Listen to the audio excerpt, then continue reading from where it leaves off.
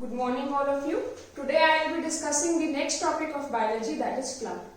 Right? Flower is the reproductive part of the plant which helps in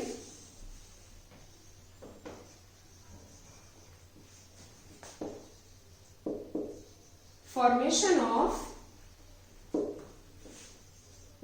fruits. So, flowers are the main reproductive parts of the plant which help in the future in the formation of seeds and in the formation of fruits. We have different types of flowers on the basis of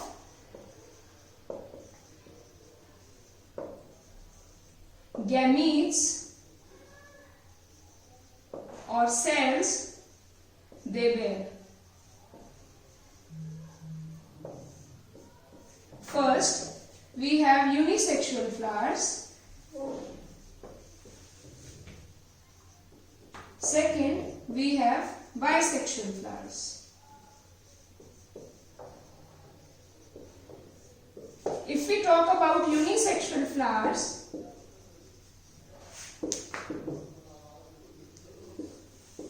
they are the flowers which contain only one reproductive cell. Means either they contain a male part or they contain a female part. If that flower contains a male part, it is known as staminate.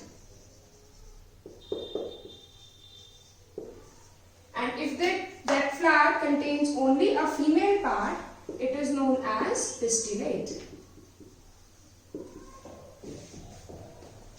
Then second, we have bisexual flowers.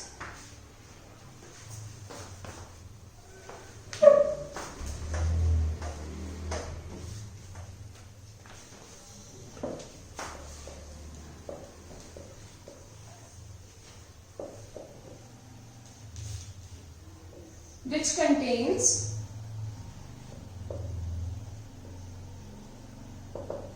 both male and female parts.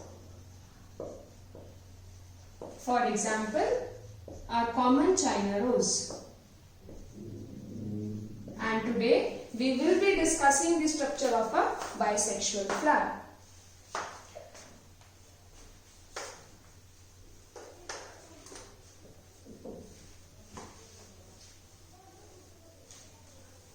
A typical bisexual flower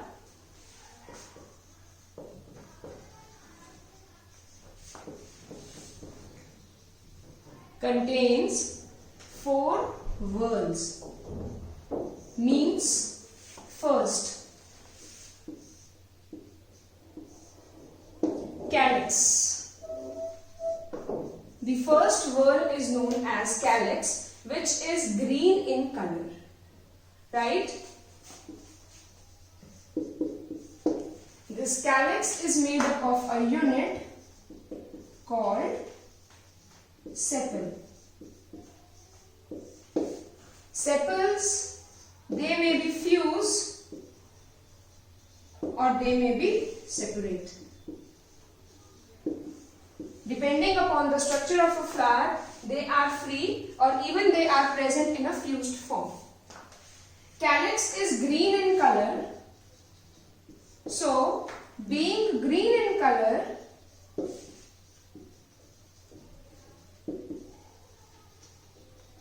it helps in photosynthesis.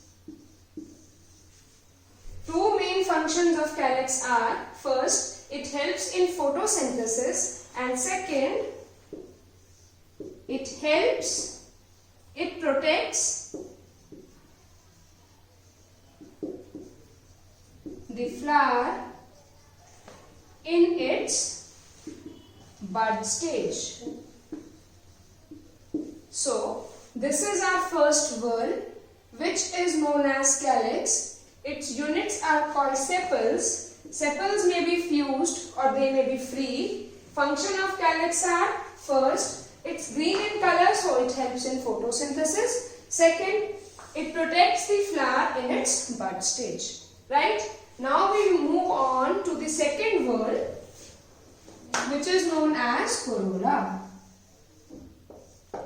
Corolla is the most attractive and the colored part of the plant.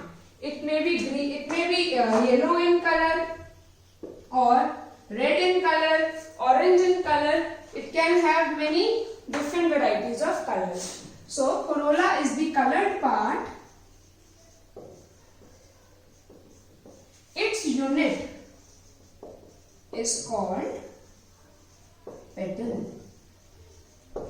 Single unit is called petal. Similarly, again, they may be fused or free.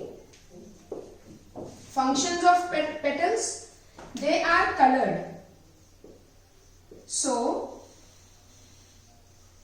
first function which comes into our mind is attraction. Being colored, they help different insects, butterflies to come to the flower and suck nectars, which in future helps in the dispersal of seeds. Second, it helps in the pollination, that is transfer of pollen grains from one flower to another. So, second unit is corolla, its unit is petal. Petals are colored, so they help in attraction of insects for pollination. So, we have completed our two whorls. First is calyx and second is corolla. Now we move on to the third whorl, that is Entrosium.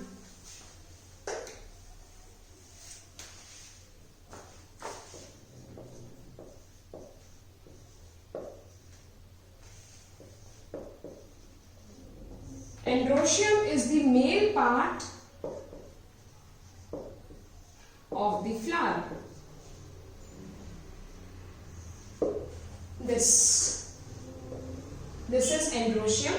It is also known as stamen. Now, what is the structure of a stamen?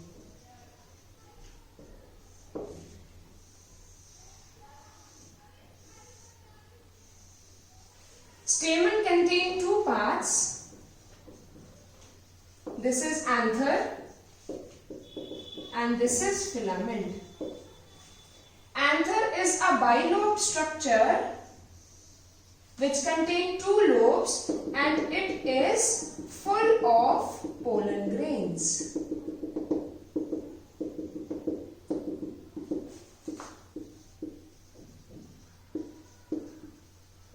So, what is a male part? Male part is also known as stamen. Stamen contains two parts. Its structure is, the upper part is called anther. Anther is a bilobed structure which contains millions of pollen grains, and the lower part is called filament, through which it is attached to the base of a plant, flower. Right? So, pollen grains. These are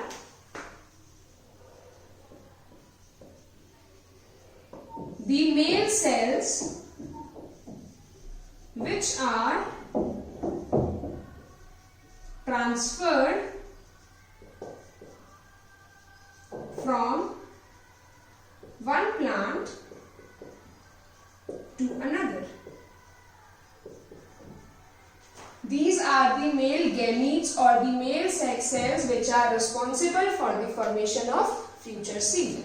So, our third whorl is also completed, which is known as Entrosium. Now we move on to our fourth whorl. As we have already discussed the three parts of the plant, first one was calyx, second is corolla, third is stamen. Now we will discuss the fourth part, the fourth whorl of the flower, that is gynoecium. Gynoecium contains three main subparts like stigma, second style, and fourth is ovary. So, Stigma, style and ovary are the three subparts of a pistil. Stigma is the topmost sticky part which helps in the receiving of pollen grains. Stigma helps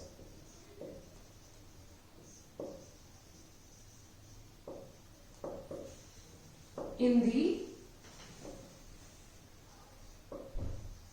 receiving of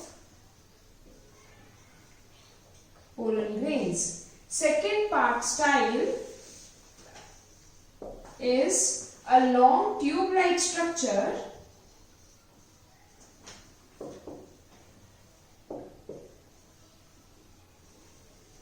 which helps in the transfer of pollen grains from stigma to the ovary towards ovules. So, once pollen grains are received on the stigma, style helps them to move in the ovary towards ovules.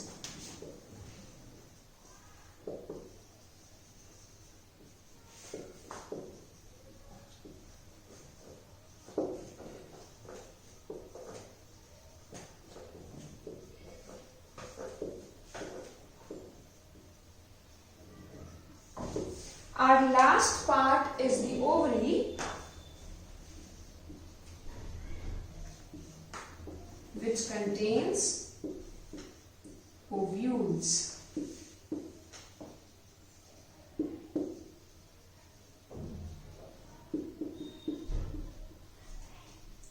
So, we have discussed the four whorls of the flower. First one is calyx, which is the green colored structure, and its unit is known as sepal. Being green in color, it helps in photosynthesis as well as protection of the flower in its bud stage. Second whorl we discussed is corolla. Corolla is the colored and the attractive part of the plant. Its unit is known as petal. Third whorl we discussed is stamen. Stamen contains two structures. Upper part is called anther and lower part is called filament, which helps in the attachment of the stamen to the flower. Its upper part, anther, is a bilobed structure which contains many pollen grains. And our last whorl that we discussed is gynosium or the pistil. It contains further three parts, that is stigma, style and ovary. Stigma is the upper part on which pollen grains land. Style is the long cylinder tube which helps in the movement of pollen grains towards the ovary, and ovary contains millions of ovules which are the female reproductive part of the plant. So that's all for today. In next class we'll discuss the pollination of the flower.